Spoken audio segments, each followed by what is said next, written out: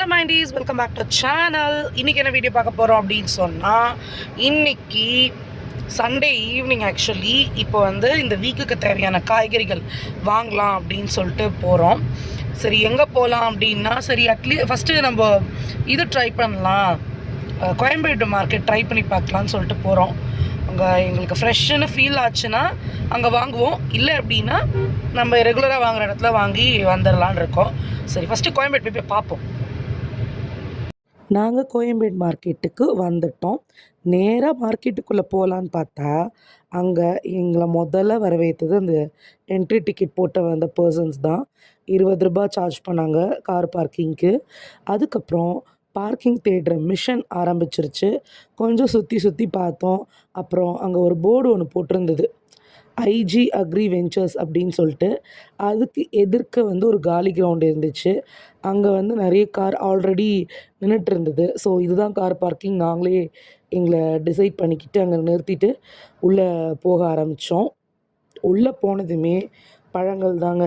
எல்லா பழங்களும் ஃப்ரெஷ்ஷாக இருந்துச்சு. நான் கூட என்னவோ நினச்சேன், பட் குட், எல்லாமேவும் சூப்பராக இருந்தது. அதுவும் விலை பார்த்திங்க அப்படின்னு சொன்னால், நம்ம பக்கத்து ஏரியா கடைகளில் நம்ம வாங்குறத விட கம்மியாக இருக்குது, அது கேரண்டீட். ஆனால் எவ்வளோ கம்மியாக இருக்குது அப்படிங்கிறத நான் ஃப்ரூட்ஸை பொறுத்த வரைக்கும் பெருசாக ஆராயலை. ஏன்னா நான் வாங்கலை, ஃப்ரூட்ஸ் அங்கே வாங்கலை.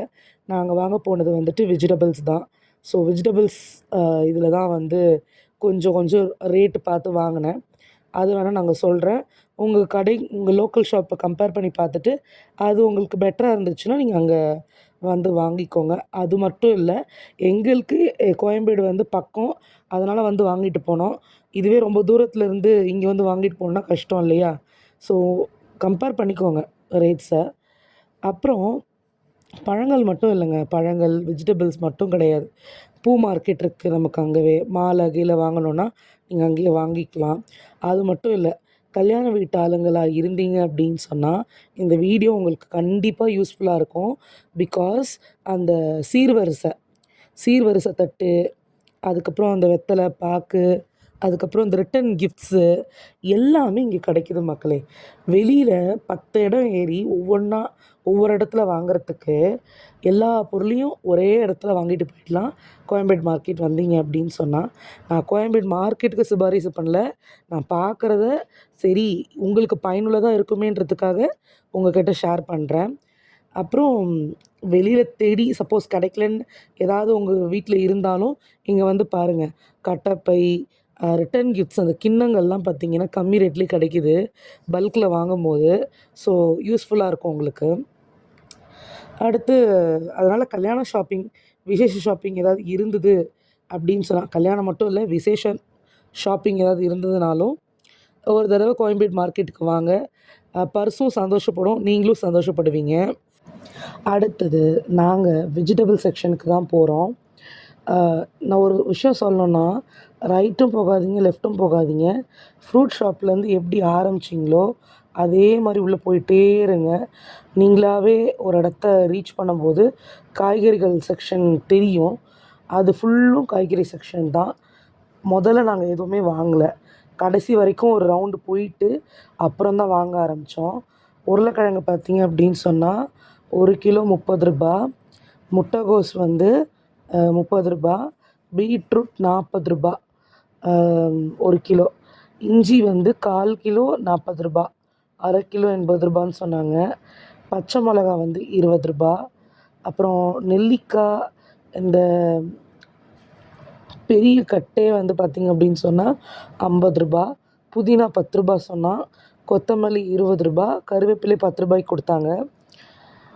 இதில் நாங்கள் ஏமாந்தோமா இல்லையான்னு எங்களுக்கே தெரில. அப்புறம் முருங்கைக்காய் 2 கட்டு ரூ. 50, ஒரு கட்டு ரூ. 30ன்னு சொன்னாங்க. வெங்காயம் 4 கிலோ ரூ. 100, தக்காளி 2.5 கிலோ ரூ. 100, கேரட் அரை கிலோ ரூ. 70, பீன்ஸ் அரை கிலோ ரூ. 50. வெளியே வரும்போது கீரையை பார்த்ததும் அதையும் வாங்கிட்டேன். 3 கட்டு ரூ. 20ன்னாங்க. எனக்கு என்னமோ ரொம்ப சீப்பாக இருந்த மாதிரி இருந்தது. அது எப்படி ஃப்ரெஷ்ஷாக தான் இருந்த மாதிரி இருந்தது, அது பார்த்தா தான் தெரியும், வீட்டில் போய் கேட்டால் தான் தெரியும்.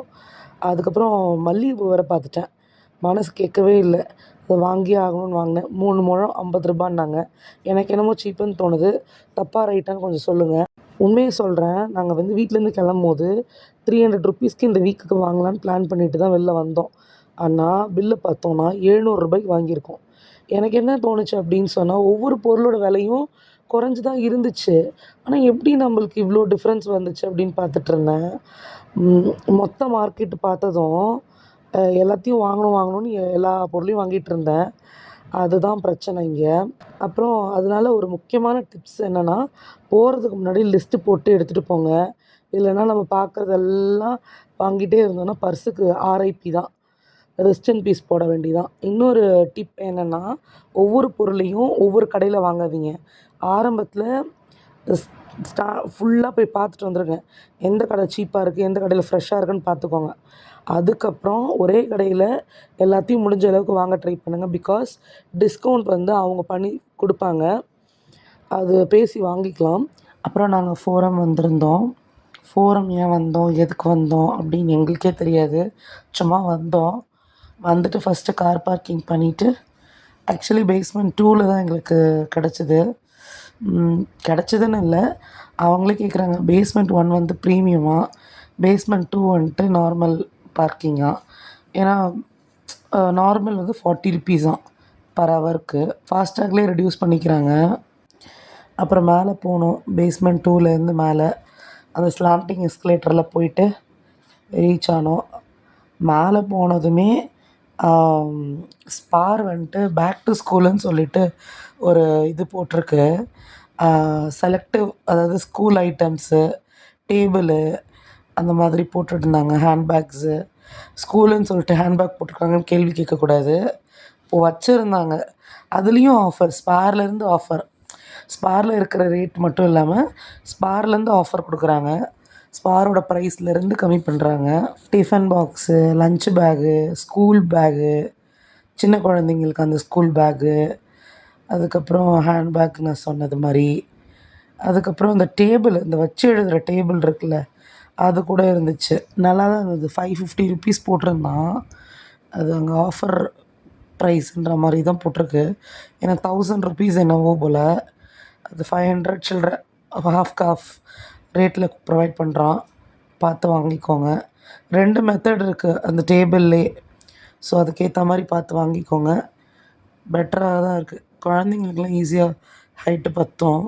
லேப்டாப் கூட வச்சுக்கலாம். லேப்டாப் டேபிள்னு கூட சொல்லிக்கலாம் அதை. அப்புறம் அவ்வளோதான். அந்த ஹேண்ட்பேக்கை மட்டும் கொஞ்சம் புரட்டி புரட்டி பார்த்துட்ருந்தேன். ஏதாவது வாங்கலாமா, ஏன்னா 50% ஆஃபர்னு போட்டிருந்தான். ₹1000 வந்து 500க்கு எடுத்துக்கலாம் அந்த மாதிரி.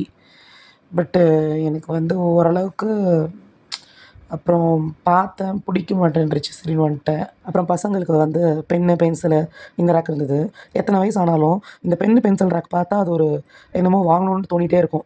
இந்த டிஃப்ரெண்ட்டான பென்சிலு, பென்னெல்லாம் பார்த்துட்டு. பட் இப்போ எழுத முடியாது எதையும் பெருசா.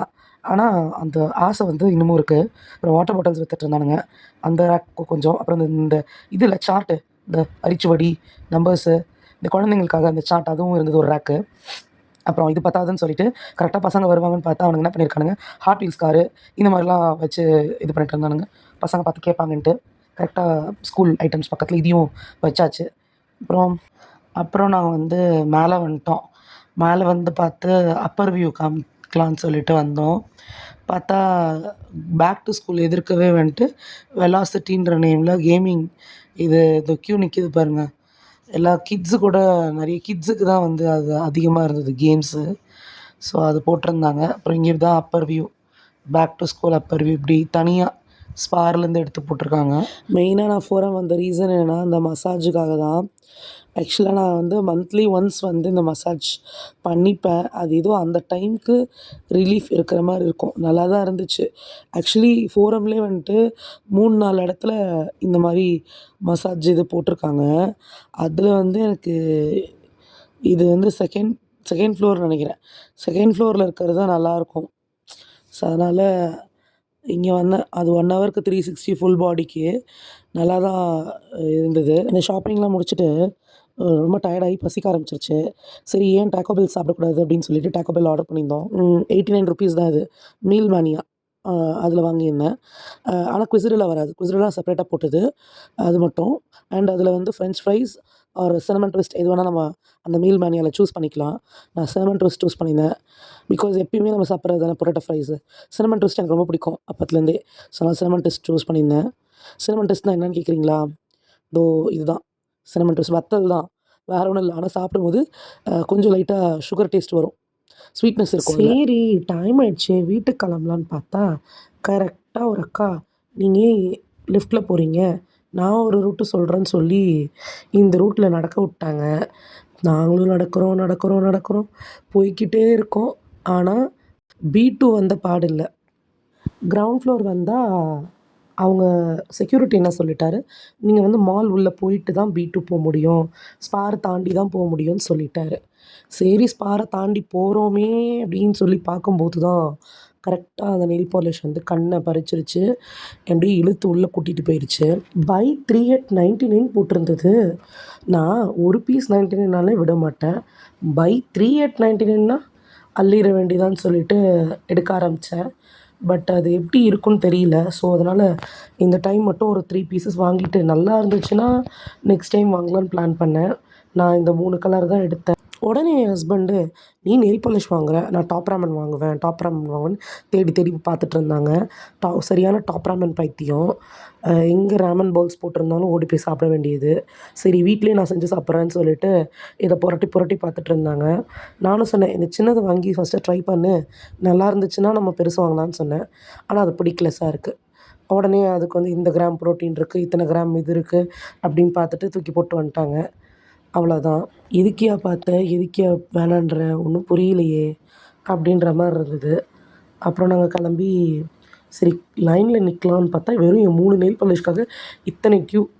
நான் 3 நெயில் பாலிஷ்க்காக இவ்வளோ நேரம் நிக்கிறேன்ட்டு சொல்லிட்டு, ஒரு அக்கா சொன்னாங்க, "அங்க எக்ஸ்பிரஸ் கவுண்டர் இருக்கு. அங்க போய் போட்டுக்கோங்கன்ட்டு." ஆனா அங்க போய் பார்த்தாலும் அது ஒரு பெரிய கியூல நின்னுட்டுருந்தது. ஃபைனலா வாங்கிட்டு வீட்டுக்கு கிளம்பிட்டோம். ஜூம் பண்ணத ஹேண்ட. ஓகேவா? இந்த கலர் மட்டும் தான் மக்களே இப்படி இருக்கு.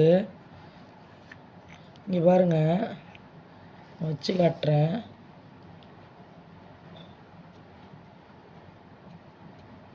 மேட் ஃபினிஷ்ன்னு நெனைக்கிறேன். இருந்தாலும் மட்ட கேவலமா இருக்குது. அதனால தான் 99 ருபீஸ்க்கு வந்திருக்கு 3. இருங்க.